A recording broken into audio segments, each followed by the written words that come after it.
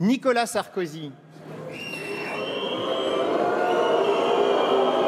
Je ne voulais absolument pas cette réaction. Bien au contraire, vous devriez l'applaudir parce que c'est lui qui a fait le Grenelle de l'environnement.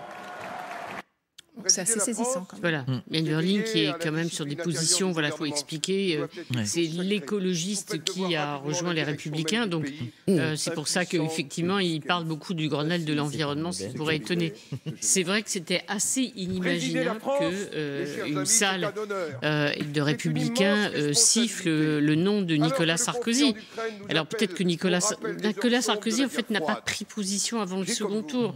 C'est-à-dire, s'il voulait rejoindre, au fond, Emmanuel Macron, il pouvait dire, il y a quelque temps déjà, en raison de la situation internationale, moi, ancien président de la République, on se souvient qu'il a été reçu par le président comme François Hollande, moi, ancien président, je considère qu'aujourd'hui, notre devoir est de soutenir le chef de l'État, celui qui incarne la France et qui est en train et essaye de régler la crise.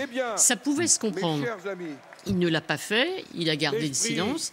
Il avait dit il y a quelques mois qu'il s'expliquerait et qu'il dirait à sa famille politique quel est son choix. Ben, il va attendre le soir du premier tour pour dire son choix. Et franchement, il n'y a pas de surprise à attendre.